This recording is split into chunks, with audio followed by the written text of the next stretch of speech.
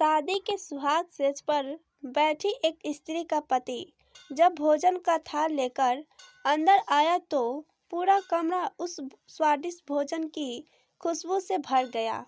उस स्त्री ने अपने पति से निवेदन किया कि माँ जी को भी यहीं बुला लेते तो हम तीनों साथ बैठकर भोजन करते। पति ने कहा, छोड़ो उन्हें, वो खाकर सो गई होगी, आओ हम साथ में भोजन करते हैं।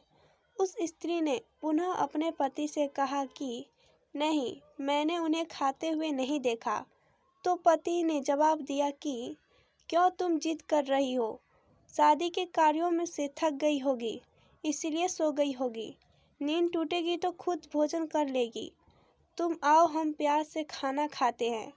उस स्त्री ने तुरंत तलाक लेने का फैसला कर लिया और तलाक लेकर उसने दूसरी शादी कर ली और इधर उसके पहले पति ने भी दूसरी शादी कर ली।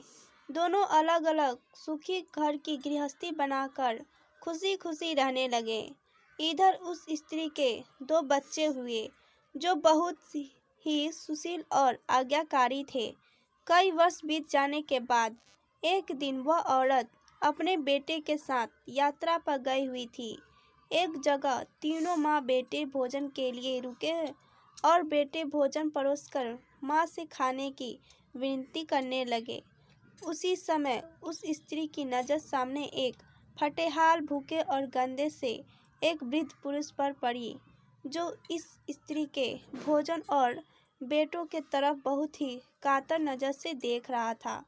उस स्त्री को उस पर दया आ गई और बेटे को बोली, जाओ पहले उस वृद्ध को नहलाओ और उसे वस्त्र दो, फिर हम सब मिलकर भोजन करेंगे। बेटे जब उस वृद्ध को नहलाकर कपड़े पहनाकर उसे उस स्त्री के सामने लाए तो वह स्त्री आश्चर्यचकित रह गई। वह वृद्ध वही था जिससे उसने शादी के सुहाग रात को ही तलाक ले लिया था। उसने उससे पूछा कि क्या हो गया जो तुम्हारी हालत इतनी दयनीय हो गई। तो उस वृद्ध ने नज़र झुका के कहा कि सब कुछ होते ही मेरे बच्चे मुझे भोजन नहीं देते थे, मेरा तिरस्कार करते थे, मुझे घर से बाहर निकाल दिया। उस स्त्री ने उसे वृद्ध से कहा कि इस बात का अंदाज़ा तो मुझे तुम्हारे साथ सुहाग रात को ही लग गया था, जब तुमने पहले अपनी बूढ़ी माँ को भोजन करने के बजाय उस स्वादिष्ट भोजन को थाल में लेकर मेरे कमरे में आ गए और मेरे बार बार कहने के बावजूद भी आप अपनी माँ को तिरस्कार किया। उसी का फल आज आप भोग रहे हैं। माता पिता के साथ तुम्हारा सलूक एक ऐसा कहानी है, इसे लिखते तुम हो लेकिन तुम्हारी संतान तुम्हें पढ़कर सुनाती है।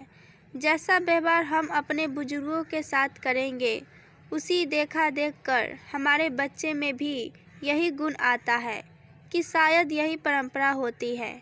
एक और बात याद रखना, माँ बाप नाराज़ होंगे तो ईश्वर भी आपसे नाराज़ होंगे।